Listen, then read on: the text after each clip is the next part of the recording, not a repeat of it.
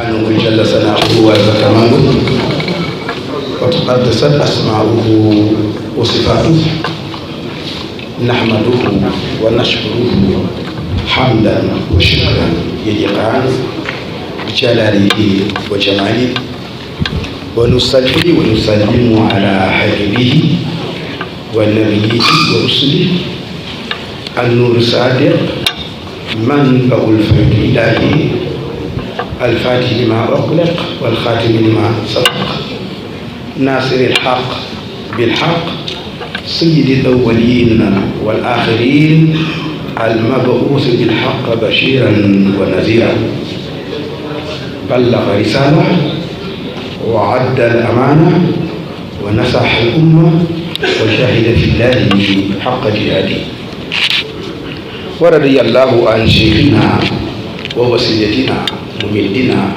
ست رسوله ووارث أسراره مولانا أبو العباس أحمد بن محمد الحسني العتشاني ألا السلام عليكم ورحمة الله تعالى وبركاته.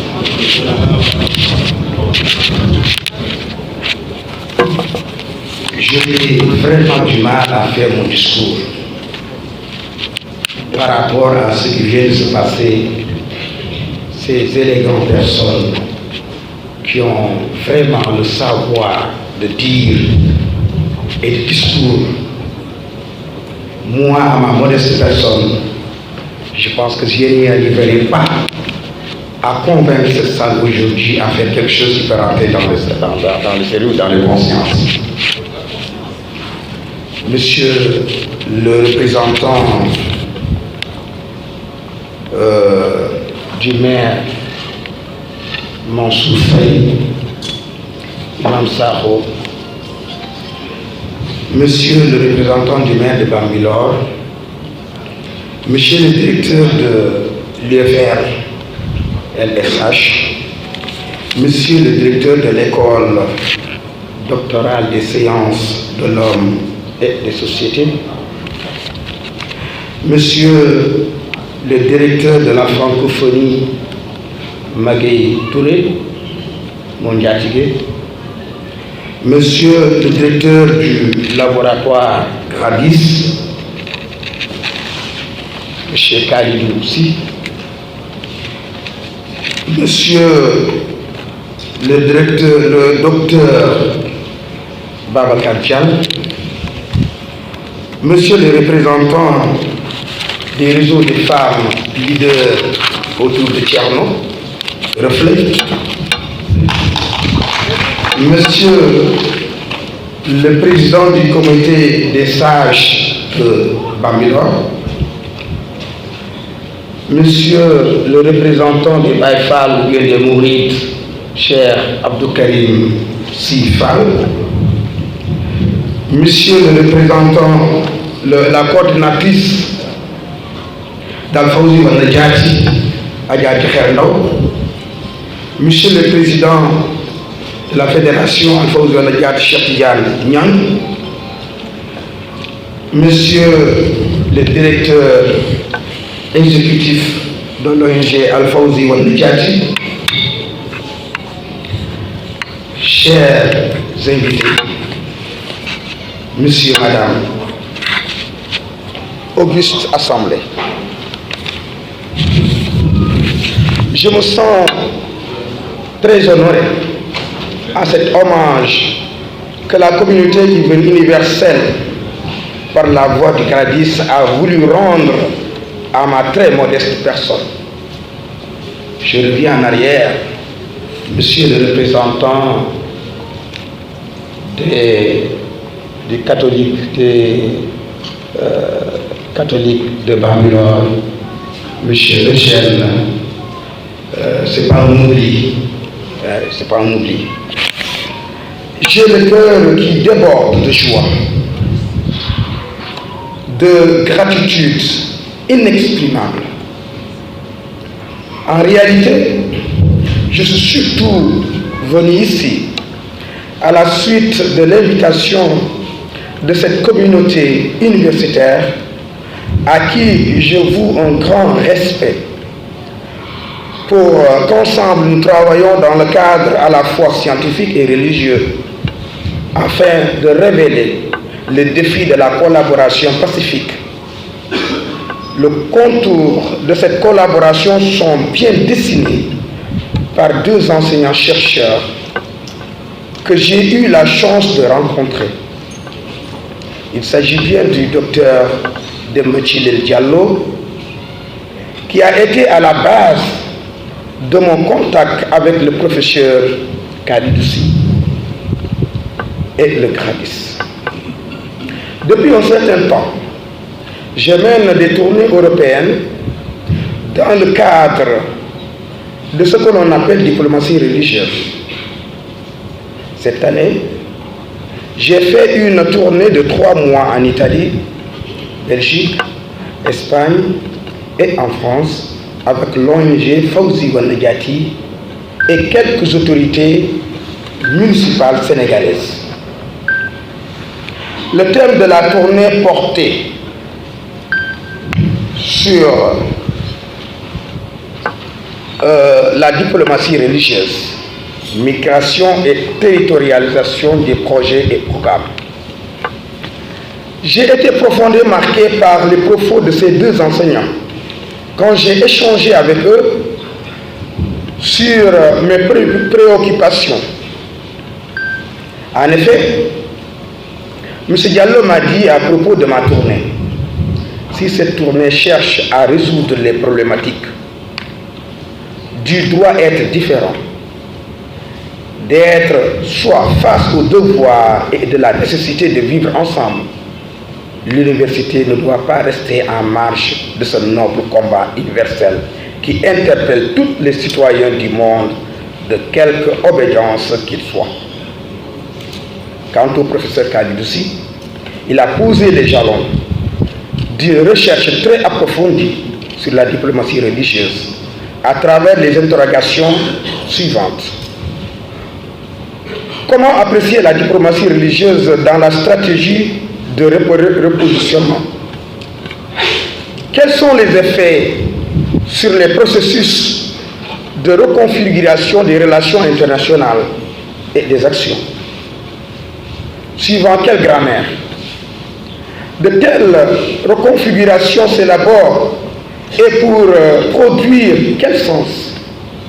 Chers universitaires, nous attendons vos réponses sur ces questions. C'est pourquoi je ne vais pas m'aventurer à revenir sur le sens de la diplomatie religieuse, laissant par respect et admiration les universitaires qui vous en disent plus dans leur communication. J'aimerais juste me permettre aussi une petite mise au point.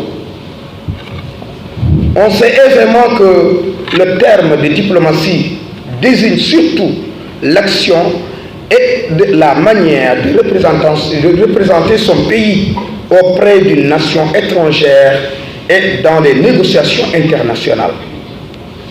La diplomatie entre donc dans un cadre institutionnel normalisé et légiféré en la matière.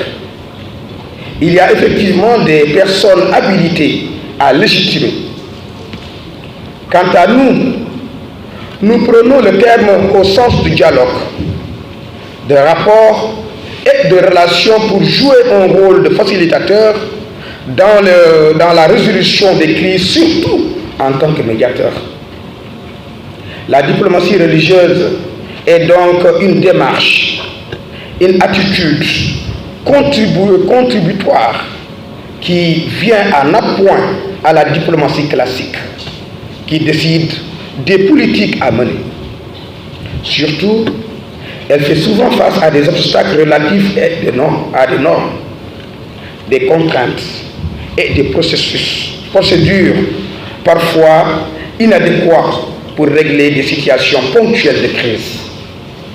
Cependant, cette volonté de médiation de religieux ne s'inscrit pas dans une position frontale sans porter atteinte aux lois et règlements. Le religieux se positionne souplement comme un point vivant entre les différents camps qui pourraient s'opposer. Les autorités ont tellement compris notre démarche qu'elles nous encouragent et nous soutiennent même dans nos initiatives. C'est ce qui explique d'ailleurs nos bons rapports avec les ambassades étrangères qui nous accompagnent surtout. Raison pour laquelle à nos autorités étatiques, je souhaiterais demander solennellement une prise en compte de cette dimension nouvelle de la diplomatie religieuse dans la politique étrangère de notre pays pour son rayonnement dans le géopolitique mondial. Par ailleurs, il faut aussi rappeler que les religions, à l'instar des prophètes Mohammed sallallahu alayhi wa sallam, Jésus-Christ et Moïse, ont toujours joué un rôle important dans la constitution des sociétés et d'un monde meilleur. Ces prophètes des trois religions révélées ont montré à toute leur communauté l'importance de la construction d'une société de paix, chacun ayant proposé un modèle de société qui a permis à des centaines de millions de personnes de vivre en paix, en harmonie. Les leçons de conduite qu'ils ont données à leurs disciples sont indéniablement les bases sur lesquelles repose cette cohabitation pacifique. Ce dialogue interreligieux, cette volonté de vouloir vivre ensemble malgré les quelques écueils qui ne révèlent en réalité que de l'ignorance. C'est pourquoi je me permets une piqûre de rappel à l'endroit des autorités religieuses, de quelque obédience qu'elles soient. Plus que jamais, l'heure est venue de concilier de la manière la plus habile qui soit le spirituel et le temporel. J'ai assez constaté qu'un clivage a été instauré entre ces deux domaines qui doivent être vus comme le recto et le verso d'une même feuille. La sagesse qui doit nous conduire à une voie sociale et relationnelle est inscrite plusieurs fois dans ces trois livres révélés, particulièrement le Coran, qui est la synthèse de la Torah, de la Bible et du Furqan. Il y a des valeurs universelles que nous partageons, surtout nos adeptes des religions révélées. En effet, nous défendons tous des valeurs communes, pour l'essentiel de morale et de sagesse. L'une des plus significatives est peut-être celle de faire référence à Luqman. Ce personnage était d'une renommée légendaire chez les Arabes, bien avant l'éclosion de l'islam. C'est le type de sage, et la tradition n'a pas vu en lui un prophète. Il est du coup très remarquable que ces sentences soient proposées aux musulmans comme règle de vie.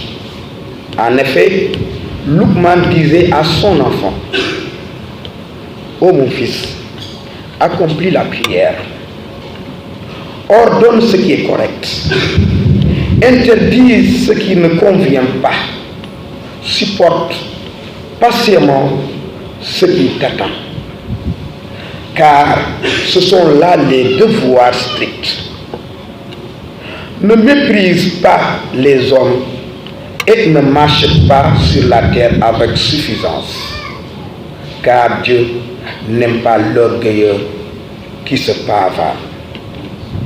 Sois modeste à ta démarche et modéré dans ta voie, car la plus détestable des voies est le prémont des âmes.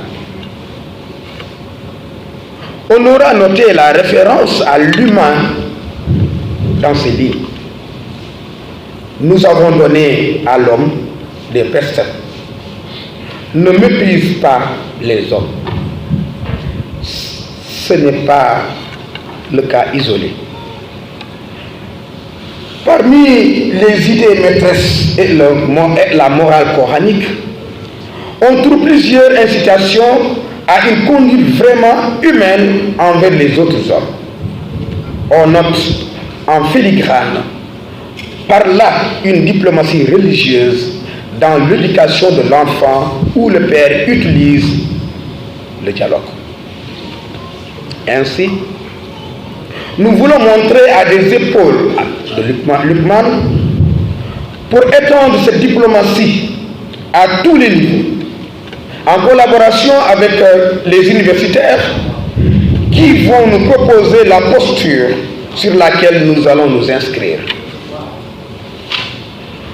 Avant de terminer mon discours, je voudrais profiter de cette panel qui m'a été accordé pour lancer un message solennel aux étudiants et aux autorités qui ont en charge leurs éducations et leur formation. Je m'adresse à nos veillants et ambitieux étudiants pour leur rappeler l'importance de la quête du savoir occupe dans la vie de l'homme. Vous avez certainement étudié au lycée la lettre de Gratian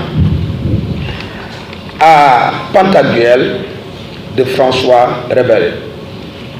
Permettez-moi de vous rappeler quelques passages de la lettre qui m'ont particulièrement marqué.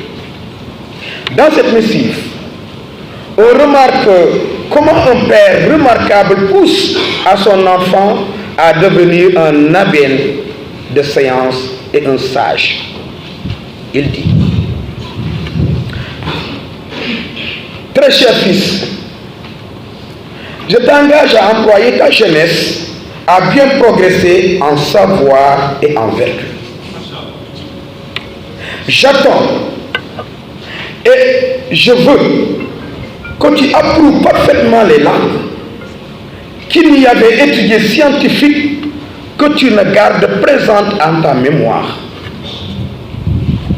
Et quant à la connaissance de la nature, je veux que tu lui donnes avec soin, qu'il n'y a mer, rivière ni source dont tu ignores les poissons, tous les oiseaux du ciel, tous les arbres, arbustes et les buissons des forêts, toutes les herbes de la terre, tous les métaux cachés au ventre des abîmes, les périodes de tous les pays de l'Orient, et du Midi, que rien ne te soit inconnu.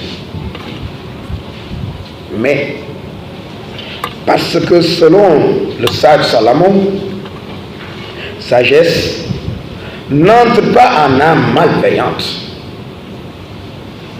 et que séance sans conscience n'est que ruine de l'âme. Tu dois savoir aimer et craindre Dieu, et mettre en lui toutes tes pensées et tout ton espoir. Et par une foi nourrie de charité, tu dois être uni de lui, en sorte que tu n'en sois jamais séparé par les péchés. Méfie-toi des habits du monde. Ne prends pas à court les futilités de cette vie, car cette vie est transitoire. Mais la parole de Dieu demeure éternelle. Sois serviable pour tes prochains et aime-les comme toi-même. Reviens tes percepteurs. Fuis la compagnie de ceux à qui tu ne veux pas ressembler. Et ne reçois pas en vain les grâces que Dieu t'a données. Et quand tu t'apercevras que tu as acquis tous ces savoirs humains, reviens vers moi, afin que je te voie et que je te donne ma bénédiction avant de mourir. Mon fils, que la paix et la grâce de notre Seigneur soient avec toi. Amen. D'Utopie, ce 17 mars, ton père Gargantua. Chers étudiants, aujourd'hui, plus que jamais, vous êtes dans l'obligation de vous ouvrir au monde à la recherche, dans un élan à la fois transdisciplinaire, multidisciplinaire et interdisciplinaire. Le visionnaire chez Antiope avait vu venir quand il disait: amenez-vous de séance jusqu'au temps et arrachez votre patrimoine culturel. Actuellement, il y a un phénomène qui prend de l'ampleur, inquiétant et qui me répugne un peu. C'est le fait de voir chaque jour des milliers d'étudiants africains injecter des millions pour aller étudier dans les pays occidentaux. Vous me diriez que vous n'avez pas le choix, certes, mais sans le savoir, vous êtes en train de continuer à semer le grain de la dépendance et du néocolonialisme. Mais il est vrai que pour cela, l'État doit développer une bonne politique de modernisation de nos universités, de sorte qu'elles puissent rivaliser avec celles des pays développés. On aura ainsi le moyen de fixer les jeunes dans le pays et d'éviter ce gâchis qui consiste à renflouer les caisses des universités européennes au détriment des nôtres. Chères autorités étatiques, vous comprenez par ce glissement que je vous lance un message fort en vous invitant à accorder davantage d'importance à l'enseignement et à la recherche. En appuyant les jeunes, l'État a l'obligation d'investir beaucoup dans la formation et la recherche, de multiplier les universités à vocation universelle. J'aimerais aussi inviter les hommes politiques du pouvoir et de l'opposition à accorder de l'importance à l'accompagnement des jeunes dans la recherche et la quête du savoir. Ces crises et tensions politiques que nous vivons actuellement, ces violences verbales, cette montée pernicieuse de la haine persisteront tant que les jeunes n'embrasseront pas l'amour de la sagesse. Et pour mon dernier mot, j'évoque cette célèbre phrase de Jésus-Christ que nous musulmans appelons effectivement un saint. Je cite: rends à César ce qui est à César. Je vous ai dit par là qu'il est temps que nous comprenions tous, religion, influenceurs et hommes politiques, qu'aucun défi ne peut plus être réussi en marge de l'université. Toute initiative, entreprise dans ce monde postmoderne, même les questions religieuses les plus virulentes à l'image de lancinante problématique des dards, ne peut être réussie que si les universitaires sont invités à la réflexion pour illuminer les prises de décision. Mesdames, Mademoiselles et Messieurs, je ne terminerai pas mon discours sans autant remercier mes Ndiatigués. Quand je parle de Ndiatigués, c'est ceux qui nous ont accueillis depuis hier, qui ont souffert, qui n'ont ménagé aucun effort pour me mettre à l'aise et mettre à l'aise toute ma délégation, toute cette belle population qui n'ont ménagé aucun effort de m'accompagner depuis Bambilor, de traverser ces kilomètres dans la chaleur, dans le crépuscule, de venir avec joie pour m'accompagner et m'assister dans cette noble mission. Je vous remercie. Que le bon Dieu nous garde, nous protège et nous assiste. Je terminerai par remercier notre shérif qui a coloré cette assemblée. Nous, on croit qu'au prophète sallallahu alayhi wa sallam, on devait débuter par le prophète, on a clôturé par le prophète. Merci shérif, que le bon Dieu vous garde, vous protège et vous assiste. Merci tout le monde, merci. Avant de partir, il y a une petite surprise que le Gradis a réservé à notre cher ami et guide, Thierno Amadou Ba. Monsieur Kabissi.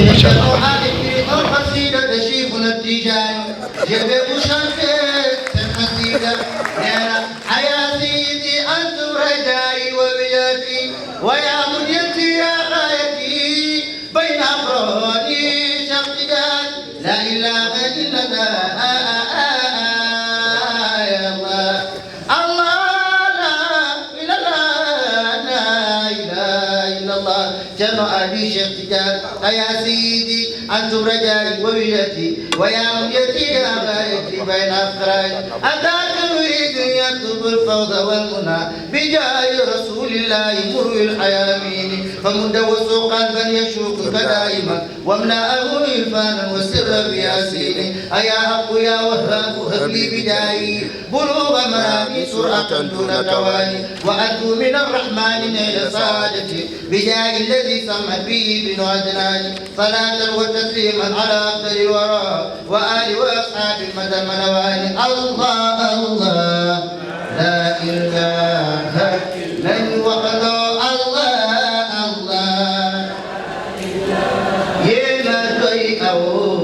الله الله أولد